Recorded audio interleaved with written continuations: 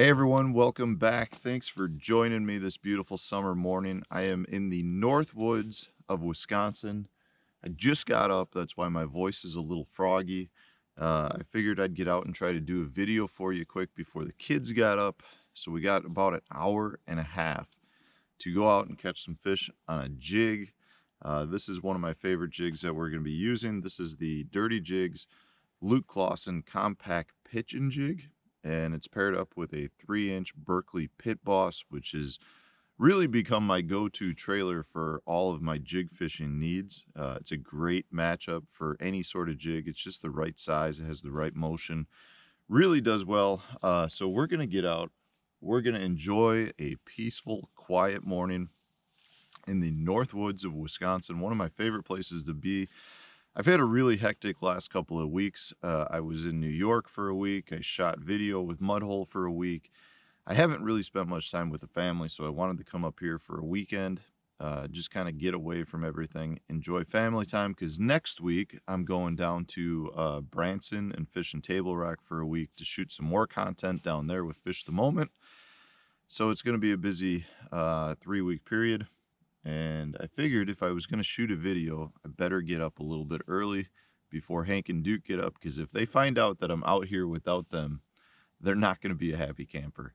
So let's see if we can catch a few fish on a jig. I can shoot you a few good jig fishing tips, and we'll see if we can catch some.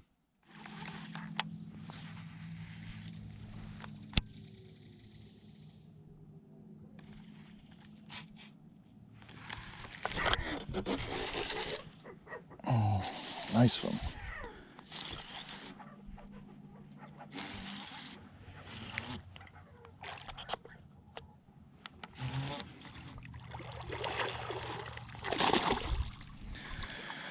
It's a good way to start the morning off. That's a good one. Ooh, a hook just came out. Probably a 3 1/4, maybe a little better. Nice, healthy northern fish.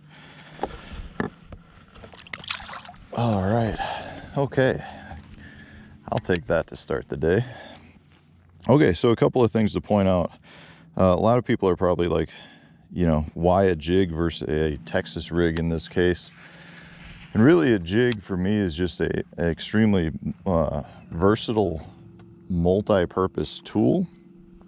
In a situation like this where I've got grass and pads and wood, it just kind of covers the gamut with everything. And a Texas rig would definitely do the same.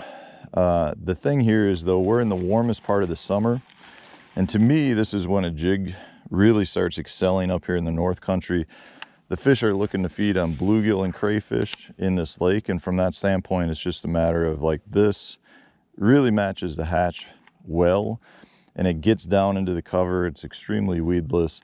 You 100% could throw a Texas rig. I just think a jig gets better bites like that last one, and is something that can kind of just cover the gamut.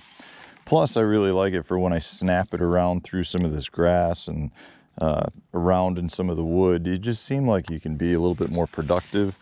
And in the summer, this is prime jig fishing time, and catches big ones, dude. Catches big ones.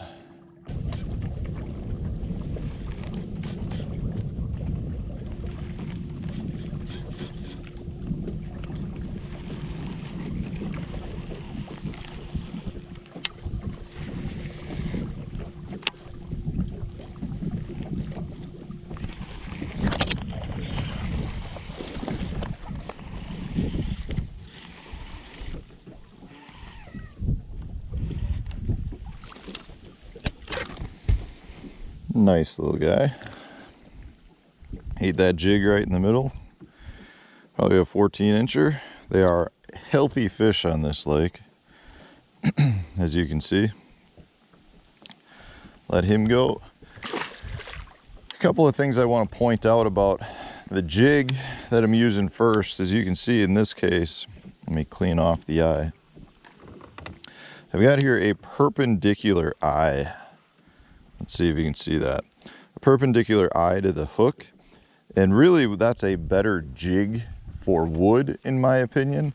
If you're fishing grass, you want to be throwing something that's parallel to the hook shank, it comes through the grass that much better. Now in this case, you really can pick either one, because as you can see, I've got a lot of pads.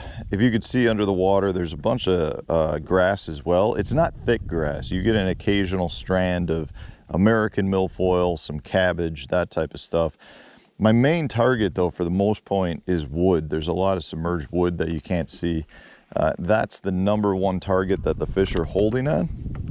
So because of that, I'm fishing a perpendicular jig hook eye, which helps bring that bait up and over the wood without getting snagged. If you throw a parallel one, it'll tend to roll and put the hook point into the piece of wood. So something that you want to pay attention to for sure. The other thing I'll point out too is anytime you're fishing pads, especially thicker pads, you know, the stems start getting bigger and bigger to the point where it's basically like a branch the size of a limb on a tree or something like that. And when that happens, you know, again, your perpendicular jig hook eye is going to be a better call than a parallel one, because you're actually almost bringing it through more woody structure than you are grass-like structure. So that's definitely something to keep in mind. So in this case, it probably looks like I'm fishing the bank, but I'm really not. What we've got here is, you know, the bank comes off. It's probably 2-3 feet. I'm gonna say 20 feet off, and then it drops down into about 8 feet. So the boat's in 8 feet. Most of these fish are going to be holding on the actual drop itself. The things I'm keying on mostly are things that are going to be right on that drop. And ideally, the best pieces of cover are any place you find a piece of wood that runs out over the drop. And a lot of the wood, if you saw it on the bank, like if I was just going down the bank, the wood would look silted in because it's sanded in on the bank, but that log runs out. Just had a bite. That log runs out, and we'll actually leave the bottom and come back to where it's 8 feet. So you get this nice little canopy that the log provides in that deeper water, or when it hits that break line. So that's really the sweet spot. Now, you know, if you can find a piece of wood that's just more exposed. I mean, most of this wood is 80 years old, 100 years old at this point. So it's really been silted in or decayed. But if there's a fresh piece of wood that's higher off the bottom, that's good as well. Another tip that I can't really stress enough is to have a good pair of polarized sunglasses. You know, in this case, it's low light conditions. It's early in the morning. You'd say, well, why do you need polarized sunglasses? Because the sun's not out. I mean, you can see it's behind some clouds over there. So really, the key here is the sunglasses I'm wearing are a silver sunrise color. So they're almost a yellow lens, and what they actually do is brighten everything up for me. So when I see a piece of wood, it stands out like a sore thumb. Really easy to see the pieces of cover that I'm throwing at. And that's something that really goes underutilized by people, is the different lens colors. So, you know, as the day goes on, I might switch to a different lens color as it gets brighter. But really my go-to lens is the silver sunrise color because of the fact that it brightens everything up. If I'm sight fishing on a shallow flat, it makes bass stand out better. It's my go-to color for all these circumstances. But the key here is, because we're in the summer, I'm really not fishing the bank cover. I'm fishing more of that drop from that 4 to 8 foot mark. And the lake that I'm on is a very shallow lake. I mean, the deepest water is 12 feet. And because of that, you know, that break from 4 to 8 is actually the biggest break on the lake. So that's where a lot of these fish are going to be sitting in the summer months.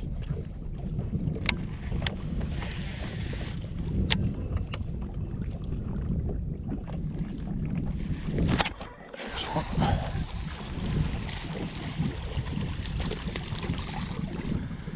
Little guy.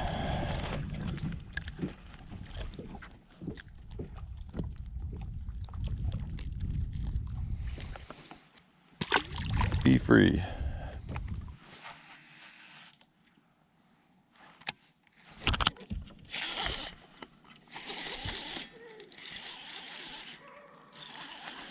What do we got? Another chunky, just short keeper probably.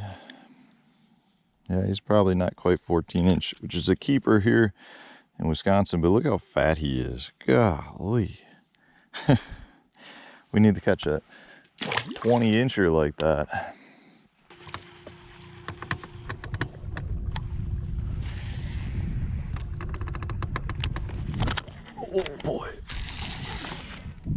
That's a good one. Better. Golly.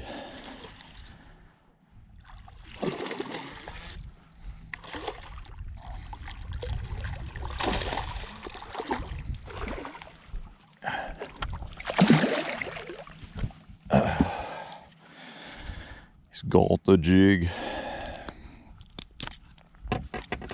That's a nice one. Just really big, healthy bass. Oh, okay. A couple more things I want to point out because I'm starting to run out of time here. There's some key things to know about fishing wood too.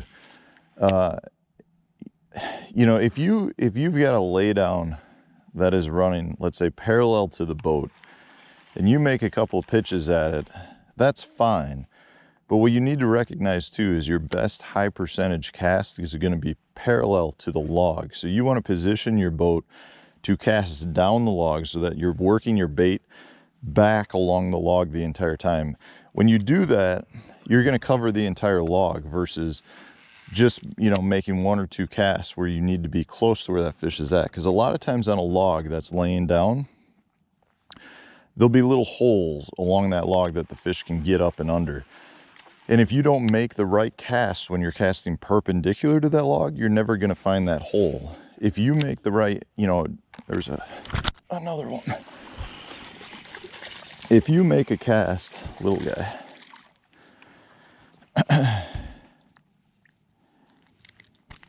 let me get this guy off and I'll continue with what I'm saying.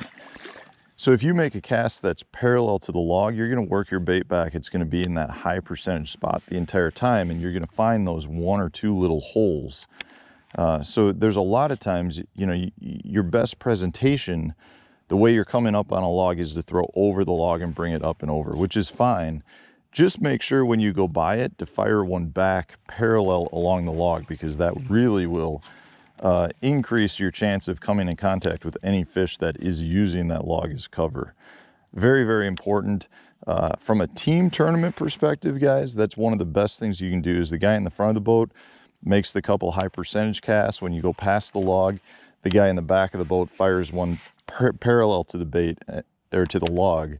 And I can't tell you how often the guy in the back of the boat catches the fish because he actually had the better high percentage cast. So definitely something to keep in mind. Well, thanks for joining me this morning, everyone. This is one of my favorite places in the world to fish. And we caught a few. I got to get back, have some breakfast with the kids, and then I'm sure we're coming right back out. Probably going to catch about 2,000 bluegill today. And it was a fun morning. We caught a couple of nice fish, caught a bunch of little guys. The old Dirty Jigs Luke Clausen compact pitching jig, 3-inch Berkeley Pit Boss. Gets it done again for me. Great combination. All right, people, I'm out of here. Have a good day.